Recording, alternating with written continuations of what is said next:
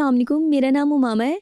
मेरा आपसे ये सवाल है कि अगर आपको अपनी एक्टिंग पर फ़ाइन लगाना पड़े तो सबसे ज़्यादा जुर्माना आप किस सीन पर देंगे? मेरे ख्याल में मैंने आज तक जो बदतरीन अदाकारी की है, देखिए बेहतरी की गुंजाइश तो हर बार होती है जब हम देखते हैं अपने काम को, मगर बदतरीन परफॉर्मेंस, अच्छा मैं उसे बदतरीन नहीं कहूँगा क्योंकि आप लोग कसूरवार हैं कि आप लोगों ने उस दौर में उसको इतना सराहा और उसे हिट किया और वो इतना ज़बान ज़देआम हुआ कि लोगों को मेरा नाम नहीं पता होता था लेकिन ये पता होता था कि ये डीजे है। तो जब मैं डीजे के इनिशियल डेज देखता हूँ तो मैं सोचता ज़रूर हूँ कि यार ये लड़का कैसे ये कैसे इतना हिट हुआ था वो कैरेक्टर। अच्छा, तो मुझे उसको देखकर कहता है कि अच्छा खुदा जब अता करना शुरू करता है तो वो किसी को भी मट्टी से सोना बना देता है। तो मैं उसको देखकर कभी सोचता हूँ कि यार ये थोड़ा लाउड है, थोड़ा बहुत जो मुज़ाकरात के शुरू के दिनों में आप कह रहे हैं जो करते थे, जो इनिशियल डीजे था ना, नुमान एजाज साहब करते थे आपके साथ। जी जी बिल्कुल। तो आपको कभी ऐसा लगा कि नुमान भाई आपकी सारी एक्सप्रेशन भी खींच के ले जाते थे साथ बैठे हुए, क्योंकि वो ये भी कर सकते हैं? नहीं, जितने उनके अंदर मैग्नेट हैं एक्सप्रेशन देने के, तो दूसरे के भी खींच ले। मैंने उनसे बहुत सीखा, उस दौर में बहुत सीखा, मैंने लिटरली बहुत सीखा। मैं सिर्फ उस एक मखसूस किरदार की बात कर रहा हूँ कि मुझे लगता है कि वो धीरे धीरे इवॉल्व होता देखा है मैंने डीजे को, लेकिन जब मैं उसके इनिशियल परफॉर्मेंसेस देखता हूँ तो मुझे लगता है वो बहुत लाउड था, ऑल ओवर द प्लेस था,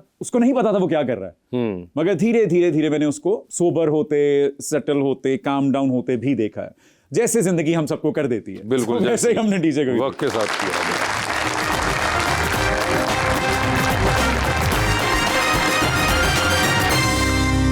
वेलकम बैक।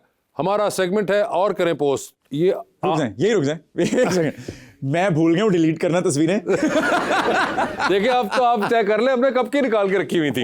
तो और करें पोस्ट में आप ही का ऑनलाइन सामान है जो सिर्फ तस्वीरें नहीं है, लेकिन मेरा कुछ ऐसा सामान भी है जो मेरे ख्याल में आप भी नहीं दिखा सकते। जी तो दिखाइए भाई, और करें पोस्ट में क्या है। पहले एक आता है मोहसिन साहब का स्टेटस और लिखते हैं ये, हिम हर सर पॉडकास्ट करना है, मी श्योर, हिम हर एक्चुअली हमारे पास पैसे नहीं है, मी बाय। मोहसिन साहब रोशनी डालिए स्टेटस पे आपने जो लिखा। देखिए सबसे पहले तो हम ये धंधा करते हैं पैसा कमाने के लिए, यहाँ पे कोई ऐसी फेवर्स नहीं चल रही कि किसी दोस्ती यारी में आप ये कह दें कि यार आप ये कर दें।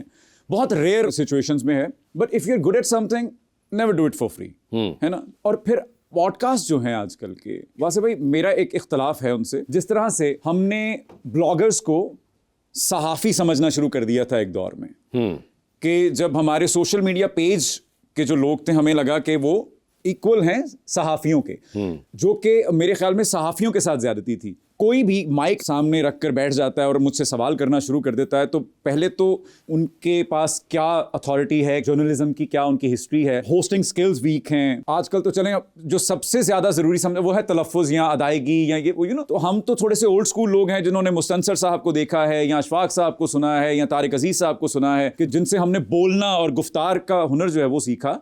सो आजकल तो इसको ज़रूरी नहीं समझा जाता, तो कोई भी माइक लेकर बैठ जाता है और फिर वो उसमें से कोई बेहतर कंटेंट निकालने की बजाय वो हत्तुल इम्कान ये कोशिश करते हैं कि कुछ वायरल कंटेंट हमें मिल जाए, कोई ऐसी बात ये कर जाए जो वायरल हो सके और वो क्लिप निकाल कर फिर हर जगह सोशल मीडिया पे फैला दिया जाए। तो मैं कोई दावा नहीं कर रहा, जिंदगी आपको कब कहाँ लाके खड़ा करती है कुछ पता नहीं होता, मगर फिलहाल मेरा ये मानना है कि आई डोंट थिंक कि मैं किसी भी ऐसे पॉडकास्ट का हिस्सा बनूंगा जहां पर इस तरह के बिलो द बेल्ट सवाल किए जाते हैं। या जैसे मैं गुजारिश करता हूं, मैंने होस्टिंग के जो स्किल्स थे वो बहुत कड़वे अंदाज में सीखे थे, मगर बहुत मेरे लिए ऑनर की बात भी है। हम लोग रेड कार्पेट होस्ट कर रहे थे दुबई में एक अवार्ड शो का, मैं और अनुषे साहिबा थी, वही इनिशियल डेज थे और बहुत मैं तेज और लगा हुआ हूँ कि जी यूं। और तो अनवर मकसूद साहब उस्ताद मोहतरम तशरीफ लाए रेड कार्पेट पे और मैंने बड़ा उसी तरह से, सर ये देखिए ये दुबई में पहली बार यूं और ऐसे हो गया वैसे हो गया। तो उन्होंने बहुत हम्बली, मैंने जब कोई मेरे ख्याल में कोई 3 मिनट बाद उनके सामने माइक किया तो उन्होंने कहा बेटा सब कुछ तो आपने ही कह दिया है,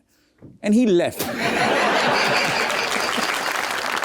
तब मुझे ये सीख मिली कि होस्ट होने के लिए साबिर होना और आपको एक अच्छा सुनवैया होना, एक अच्छा सामे होना ज़रूरी है, और आपका सवाल मुख्तसर होना चाहिए क्योंकि आपने गेस्ट को बुलाया है सुनने के लिए और उसकी राय जानने के लिए। आपको अपनी राय देनी है तो आप फिर जब उस कुर्सी पर आएंगे तब आप अपनी राय का इजहार करिएगा। मगर विजय ये बताइए कि यहाँ पे अगर आपको पैसे दे दे तो फिर आप कर लेते? मैं इस तरफ ये इशारा भी कर रहा था कि जितने भी मैं स्टेटसेस लगाता हूँ लाजमी नहीं है कि वो सब मुझ पर बीत रही होती है, मैं अपने इर्द गिर्द भी लोगों को देख रहा होता हूँ, जाती ऑब्जर्वेशन भी हो सकती है कि इंडस्ट्री में ये चल रहा है और बहुत से लोग वो बात नहीं कह पा रहे होते जो फिर मुझे उनके बिहाफ पे भी करना अच्छा लगता है। तो ये आपने बेसिकली मुफ्त के पॉडकास्ट को एग्जैक्टली और ठीक है। क्योंकि मुझे अप्रोच किया गया 2-3 बार और फिर मैंने देखा कि उनके बिलबोर्ड्स लगे हैं शारा फैसल पे और ये, और आई वाज लाइक कि अच्छा आर्टिस्ट को देने के लिए पैसे नहीं है इनके पास, मगर ये सारी अपनी तशहीर के लिए इनके पास पैसे हैं।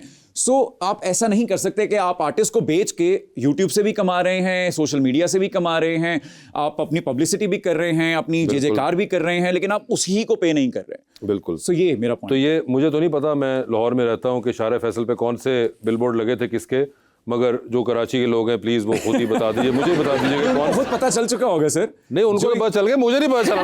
वो आप प्लीज बता दीजिएगा कौन से थे जिनके बिलबोर्ड लगे थे। जी आगे दिखाइए। पढ़े लिखे होने के दावेदार, बड़ी बड़ी बातें करने वाले गलीज अदाकार, मैं कभी अपना घर ना दूं शूट के लिए। या एग्जैक्टली आप आए हैं, जूनियर एक्टर्स हैं, हम हैं, हमारे हम असर एक्टर्स हैं, हम सब जब बैठते हैं, हमारी गुफ्तगू कभी सुने आप तो ऐसी होती है कि माफूकुल फितरत, और हम ऐसी बातें करेंगे कि ज़मीन की तहों में क्या है और आसमानों के पार क्या है, और जैसे ही आप देखेंगे तो टिशू यहाँ फेंक देंगे, अच्छा, और वहाँ थूक फेंक देंगे, वॉशरूम जाएंगे तो वहाँ पे कपड़े ज़मीन पे गिरे हुए हैं, और आप सोचते हैं कि ये लोग अपने घरों में कैसे रहते होंगे। वो कपड़े जो मैंने जमीन पे फेंक दिए हैं और मैंने अगले सीन में वो पहनने हैं, तो ये खवातीन हजरात, ये बच्चे, ये लड़कियां लड़के कैसे कर रहे हैं ये सब? इतना गलीज कोई कैसे हो सकता है? मेरा ये सवाल था। मगर मुझे एक बात बताइए, जब आपने ये लगाया होगा स्टेटस, तो आप उन दिनों कोई उससे पहले मैं उस सेट पे मौजूद था। जी बिल्कुल, आप सही फरमा रहे हैं। अच्छा, तो आपने वहां पे बैठे बैठे लगा दिया? मैंने एक बार एक ऐसा स्टेटस भी लगाया था कि सेट्स पर नशा करके आने वाले अदाकार, अदाकाराएं और डायरेक्टर्स पर बैन लगना चाहिए। अब चूंकि मैं एक वक्त में एक प्रोजेक्ट करता हूं, तो मुझे प्रोडक्शन हाउस से कॉल आ गई थी कि बेटा आप तो हमारे सेट पर ही है ना। हाँ। मैं कहा जी, तो आप इन की बात कर रहे हैं? मैं कहा जी, तो कहते जी will look into the matter. और ये Did they look into the matter? जी बिल्कुल। अच्छा, आप सोचिए कि हीरोइन वो की आंखें मुझसे मैच ही नहीं कर रही, मैं उनसे बात कर रहा हूं और वो कहीं ऐसे ऐसे हो रही हैं, क्योंकि कोई भी ऐसी चीज को नहीं तरवीज देनी चाहिए जो कि मुआशरे में बिगाड़ का सबब बन सकती है। सो मैं इसलिए जब इस तरह की बात करता हूं, किसी भी शो पे भी करता हूं, तो वो बाकी जो अदाकार या बाकी जो लोग बैठे होते हैं वो इधर उधर देखना शुरू कर देते हैं कि ये बात खत्म कब करेगा। तो वो ये ऐसी ही बात है। नहीं, मैं आपकी तरफ ही देख रहा था। जी, ओहो, ये सर एक आपकी बहुत पुरानी यार, come on। तस्वीर 2018 की, जनाब फ्रॉम द सेट्स ऑफ मज़ाकरात। ओह यस, ये एक थी, जी बिल्कुल। और एक बड़ा इनक्रेडिबल टाइम ओह यस, जो कि गुजारा हुआ है हम सब ने इकट्ठे। Definitely yes. हमारी हरकतों पे ना जाइएगा, इसके अंदर हम हमारे जी, poses पे तो बिल्कुल poses मत पे जाइएगा। बिल्कुल ना जाइएगा। मगर ये आपने उस वक्त कहीं लगाई हुई थी। जी बिल्कुल बिल्कुल बिल्कुल, ये बहुत यादगार वक्त है। बहुत से लोगों को लगता है कि शायद मज़ाकरात से मैंने अपने करियर का आगाज़ किया, लेकिन इससे पहले हम आज टीवी के साथ 4 मैन शो करते थे, जियो के साथ BNN करते थे, फिर मैं वीजिंग करता था, फिर मूवीज आज, लेकिन चूंकि उसमें हम मिमिक्री करते थे और गेटअप्स में आते थे तो लोग नहीं पहचानते थे। तो इसलिए मैं ये जरूर मानता हूं कि जो इस शनाख्त इस शो ने दी, जैसे मैंने पहले भी आपको अर्ज किया कि जिन लोगों को ये नहीं पता था कि वो आके पूछते डीजे भाई नाम क्या है आपका, तो उनको डीजे का पता था लेकिन नाम का नहीं पता। तो जब आपका किरदार आपसे बड़ा हो जाता है या मशहूर हो जाता है तो ये कर्म नवाजी होती है। और इतना प्यार इस किरदार को मिला कि मैं आज तक शुक्रगुजार हूँ आप सबका, आप उस सारी ऑडियंस का।